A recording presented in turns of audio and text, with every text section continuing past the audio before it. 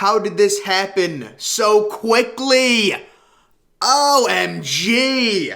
Ladies and gentlemen, welcome into NFL Offseason Rumors Update number 12. I'm doing another one of these because we just got a major breaking story. We've got Russell Wilson, the superstar quarterback, on the move. He's headed to the Denver Broncos. The full trade package has been reported by Adam Schefter. It includes going to Seattle, Drew Lock, the young quarterback, Noah Fant, a young promising tight end, Shelby Harris, the defensive lineman, 2 first-round picks, 2 second-round picks, and a 5th-round pick. Denver gets Russell Wilson and a 4th-round pick. Message to Seattle Seahawks fans: this is an amazing haul. Not that it's bad for Denver. I like Denver. I like, getting a superstar quarterback. That's always a good thing. You're getting 2 first-round picks and 2 second-round picks. Very likely getting, I'm guessing, this year's first-round pick from Denver, which, what is that, the 8th or 9th? I think they have the 8th overall pick in the first round. Denver does. So this is a huge, huge haul for Seattle.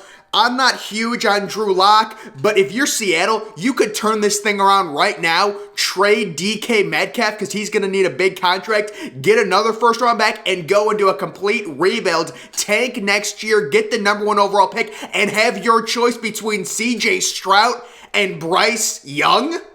Oh my God, what a move by the Seattle Seahawks. You get 2 first round picks, 2 second round picks. You're going to have the 9th overall pick this year. You could take a quarterback this year, or you could just tank and then get a top pick next year, get either CJ Stroud or Bryce Young, or maybe even Brendan Armstrong. Brendan Armstrong is really good. What a trade for the Seattle Seahawks. And then Denver, you're getting a superstar quarterback. You're trading a lot, but you are getting a superstar quarterback in Russell Wilson. You've got good young receivers. Think about it. Jerry Jeudy, his fantasy stock goes up. You've got Cortland Sutton, who just signed an extension last offseason. His stock is going up. KJ Hamler, he's an asset that people have forgotten about. He was a stud coming out of Penn State. He's been injured. He'll be back. Also, Seattle getting Noah Fant.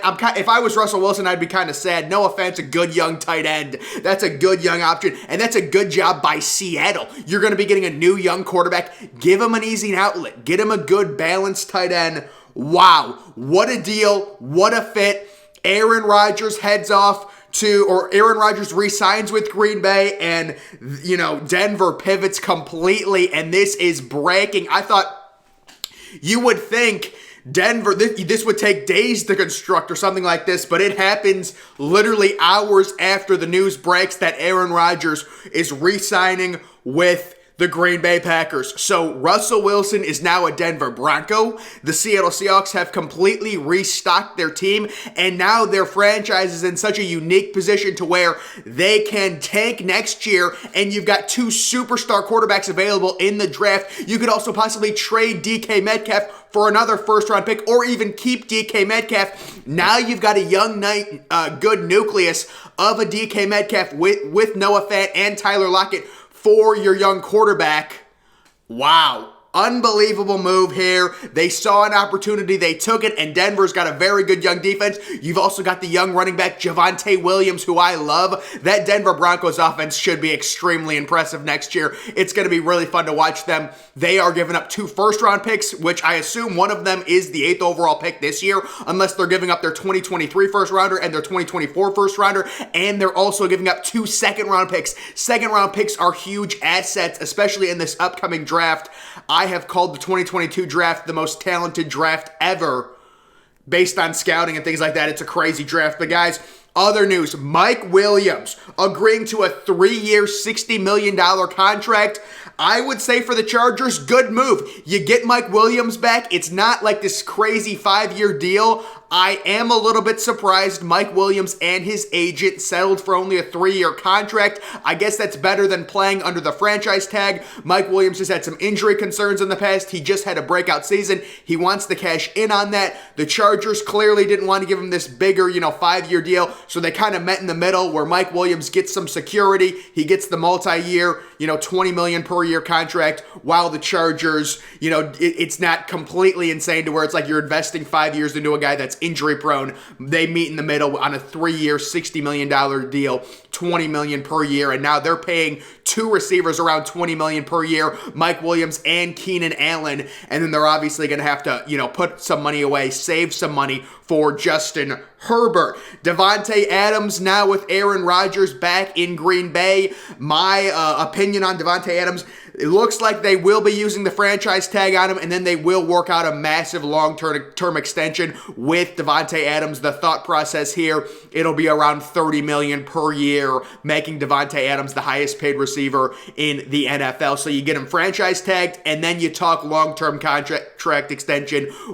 Davante Adams now has the security that Aaron Rodgers will be back. He knows he will be back. So there is some crazy stuff going on right now. The big major news, I love this trade for really both teams, but if you're Seattle, man, 2 first-round picks, 2 second-round picks, that is a lot you're getting back, and you can pivot. There's 2 top quarterbacks next year who, if you want to tank, maybe lose 15 games, whatever, you have assets. Even if you don't, tank, you have assets to move up to potentially get one of those 2 quarterbacks, whether it is CJ Stroud or Bryce Young in next year's draft. And you also have the option to either extend DK Metcalf on a long-term deal, or you could trade him right now for more picks. But realistically, if I was in Seattle, I would probably look to extend DK Metcalf and bring in your young future quarterback.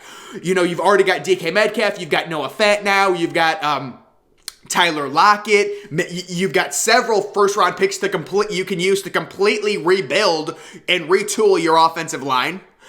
Great trade by Seattle. They needed draft picks. They didn't have a single first-round draft pick this year due to the Jamal Adams trade. That will, I believe, change. Again, I don't think it's confirmed they're getting a 2022 first-rounder, but I believe that's what it is at this point. Yeah, so Noah Fant going, wow. That is crazy. Also, another quick thing, Cam Robinson, the tackle for the Jacksonville Jaguars, has been franchise tagged.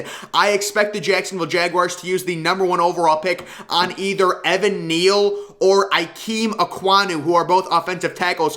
So they're getting Trevor Lawrence more protection. You've got Cam Robinson on one side, you're going to have the number 1 overall pick on another side. Get Trevor Lawrence more production. Cam Williams gets the franchise tag. Davante Adams expected, I don't think it's official yet, but Davante Adams expected to get the franchise tag, and then they're going to work out a long-term deal. Now that Aaron Rodgers is back in Green Bay, I'm sure Davante Adams will definitely want to stay in Green Bay for the foreseeable future. Aaron Rodgers signing that 4-year, $200 million deal. The Packers have some major cap hurdles to get over, but they're going to do whatever they can to get Davante Adams under contract for a long time, having that duo, Aaron Rodgers and Davante Adams. So crazy stuff happening in the NFL right now. It is the franchise tag deadline day at 4 o'clock. It's 2:30 right now. Hopefully I'll get this video up by around 3 or 4. We'll see.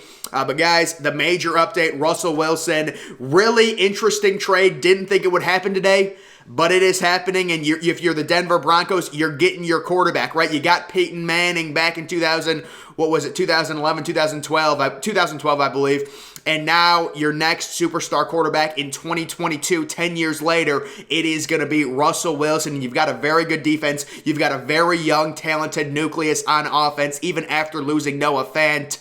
It's going to be real fun to watch Russell Wilson in Denver and see how they compete in that AFC West division. That's a really good division now with Kansas City as well as the Raiders and the Chargers. What an unbelievable division the AFC West is. Woo-hoo.